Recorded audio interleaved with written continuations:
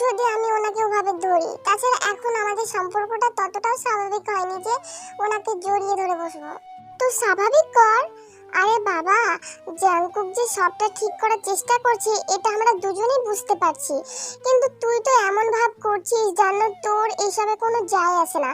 তাহলে কিভাবে হবে এমনটা যদি চলতে থাকে? দেখতে তুইও একটু কিছু করে নিজেকে বোঝানোর চেষ্টা কর যে তুইও চাস জাংকুককে। তোরা কেউ কিছু খাবি না? না, আমি কিছু খাবো না।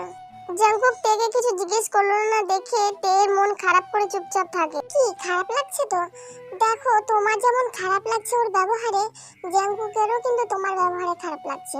ওর এটা তো মনে হতেই পারে তুমি ওকে সুযোগ দিতে চাও না, আর এটা যদি জাংকুকের মাথায় ঢুকে যায় তাহলে কিন্তু ও আবারও দূরে সরে যাবে তোমার থেকে, সব কিছুর থেকে। ট্রাস্ট মি, অনেক কষ্টে ও আজ চেঞ্জ হয়েছে, এভাবে ওকে দূরে ঠেলে দিও না তে। এটাই বোঝানোর চেষ্টা করছিলাম ওকে এতক্ষণ। ও যদি কোনো রেসপন্স না করে তাহলে কি করে কি ঠিক হবে? তে, জাংকুক দা আসছে, তুই কথা বল। জিমিন সুগা সরে গেলে জাংকুক তৎক্ষণাৎ একটা কেকের প্যাকেট নিয়ে এগিয়ে আসে। তে প্যাকেটটা হাতে নিয়ে জাংকুক চলে যেতেই কাঁধে হাত দিয়ে বাধা দেয়। কি হয়েছে আপনার? কই কিছু না তো। কথা বলছেন না কেন তাহলে? বলছি তো। একদম চুপচাপ দাঁড়িয়ে থাকবেন। জাংকুককে কথাটা বলে কেকের প্যাকেটটা খুলে এক টুকরো কেক জাংকুকের মুখের সামনে ধরলে জাংকুক তের দিকে বড় বড় চোখ করে তাকায়। তাকাচ্ছেন কি? এমনিতেই মাথা যন্ত্রণা, তার মধ্যে এভাবে খালি পেটে থাকলে কি দূর হবে? চুপচাপ খান। জাংকুক তের হাত থেকে কেকের টুকরোটা খেয়ে নিয়ে জাংকুক তেকেও এক টুকরো কেক খাইয়ে দেয়। জিমিন আর সুগা ঠিকই বলেছেন, চেষ্টাটা তো দুজনের দিক থেকেই হওয়া উচিত। মানছি উনি ভুল করেছেন, কিন্তু মাসুল হিসেবে এতদিন চেষ্টাটাও তো একাই করেছেন। ফুলসুজের রাত ছাড়া আর একদিনও আমার সাথে খারাপ ব্যবহার করেননি, এটাই তো আমি অস্বীকার করতে পারি না। এবার আমারও উচিত সবটা ঠিক করে নেওয়া। কি দেখছো এভাবে? আপনাকে আর দেখার মতো কিছু আছে? তের কথা শুনে জাংকুকের ঠোঁটের হাসি আরো বেশি প্রসারিত হলো। আপনিই পারেন এভাবে মাথা যন্ত্রণা নিয়ে হাসি মুখে থাকতে। এই বামটা লাগিয়ে দিই, দেখি এদিকে আসুন, একটু লাগিয়ে দিই। এটা আবার কি?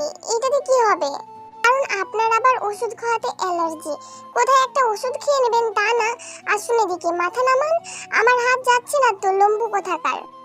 ভাগ্যিস লম্বা হয়েছিলাম, নাহলে তোমার কাছে নত হতাম কি করে? ভুল যাই থাকুক, আমি অলওয়েজ তোমার কাছে নত হতে রাজি। ঠিক আছে, তাহলে আমিও মানিয়ে নিতে রাজি। এর কথায় জাংকুক যেন বিষম খাবে এমন অবস্থা। জাংকুক বিস্ফারিত চাহনির সাথে তের দিকে তাকিয়ে থাকলে তে হেসে জাংকুকের কপালে দুই দিকটায় বাম লাগিয়ে দেয়। নিন যান, এবার সবাই ডাকছে আপনাকে। জাংকুক তের দিকে ঠোঁট কামড়ে একটা হাসি দিয়ে চলে যায়। সত্যি কত সামান্য ব্যাপারে উনি খুশি হয়ে গেলেন। তে অন্যদিকে ঘুরে তাকাতে দেখে জিমিন আর সুগা চা খাচ্ছে। জাংকুক সুগার নাম ডাকতেই সুগা চলে যায়। জিমিন তেকে এসে জিজ্ঞেস করে, কি ব্যবস্থা হলো?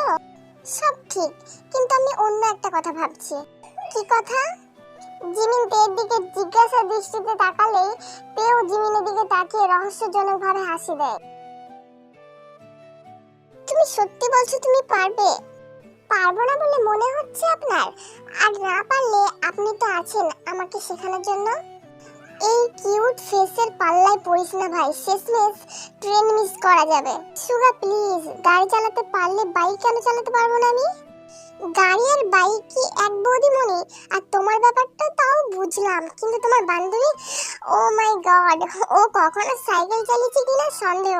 ও বলছে বাইক চালাবে। আমি বাসে যাচ্ছি ভাই, তোরা যা ভালো বুঝিস কর। জাংকুক দা, তুমি রাজি তো? আগে ওর ওপর আমার পুরো ভরসা আছে।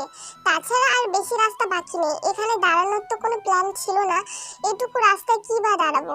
নেহাত সবাই বায়না করলো চা খাবে, তাই আমার মনে হয় এটুকু রাস্তা ওরা ঠিক ম্যানেজ করে নিতে পারবে। তুমি জিজেনকে ডেকে দাও বরং, ও আমাকে। জিমিনের কথা শেষ হওয়ার আগে সুগা ওর হাত ধরে টানতে টানতে বাইকের কাছে নিয়ে চলে যায়। পারেও বটে এই দুটো। আমার মনে হচ্ছে জিমিন কষ্ট পেল। কেন? একটু ভেবে দেখুন, নিজের কথা বুঝে যাবেন। এটুকু বলেই তে চলে গেল।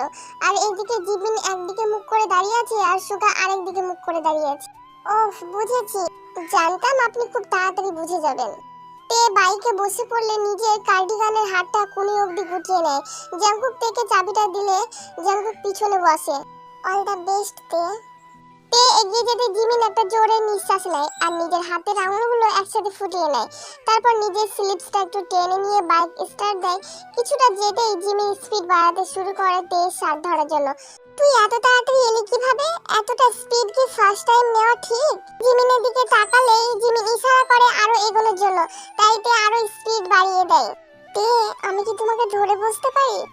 তে শুধু হেসে মাথা নাড়ালে জাঙ্কুক তের কোমরে হাত রেখে আস্তে আস্তে কার্ডিনালের পকেটে হাত ঢুকিয়ে বসে। সুগার হোস উড়ে গেছে বেচারা। জিমিন একটু স্লো করো, ওরা আসুক। বসতে কি আপনার ভয় লাগছে? যে আমাকে ধরে বসেনি আমার তাকে ধরে বসার অধিকার নেই। জিমিন বুঝলো জাঙ্কুকের মতো সুগাও গাল ফুলিয়েছে, কিন্তু সেটা কাউকে বুঝতে দেয়। ঠিক আছে আমি অধিকার দিলাম, এবার ধরে বসো, কারণ তে এসে গেছে। তে আর জিমিন দুজন এক স্পিডে বাইক চালিয়ে স্টেশন পর্যন্ত পৌঁছে গেছে। বাসও দাঁড়িয়ে আছে স্টেশনের কাছাকাছি। জাঙ্কুক নিজের ঘড়ি দেখে বলল, গুড জব গাইজ, আমি ভাবতেই পারছি না এটা তোমাদের ফার্স্ট টাইম। তে আর জিমিন জাঙ্কুকের কথা শুনে একে অপরকে দেখে মুচকে হাসে। সত্যি তো, যে মেয়ে কিনা সাইকেল চালানো জানতো না সেই মেয়ে বাইক চালাচ্ছে, তাও যারা বাইক চালাতে জানে তাদেরই মতো। সবাই স্টেশনে পৌঁছে গেলে একে একে সবাই ট্রেনে গিয়ে বসে। বাইকগুলো কি হবে? এখানে আমার মাসির বাড়ি, আমার দুই ভাই এসে যাবে 5 মিনিটের মধ্যে, ওরা নিয়ে যাবে ওদের বাড়ি। জাঙ্কুক চলে গেলে তে দাঁড়িয়ে থাকে আর নজর পড়ে লিজার ওপর।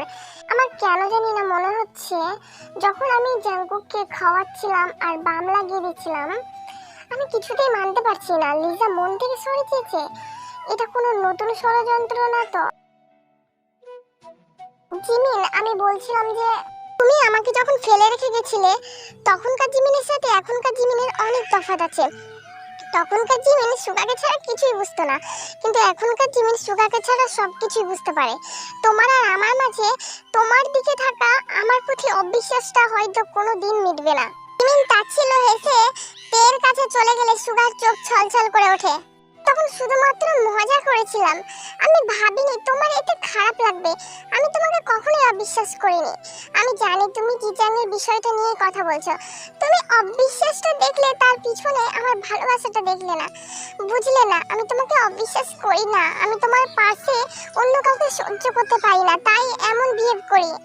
সুগা নিজের চোখের কোণে জলটা মুছে নেয় আর বাসের কাছে চলে যায়। সেখানে জাঙ্কুক সব একা সামলাচ্ছে।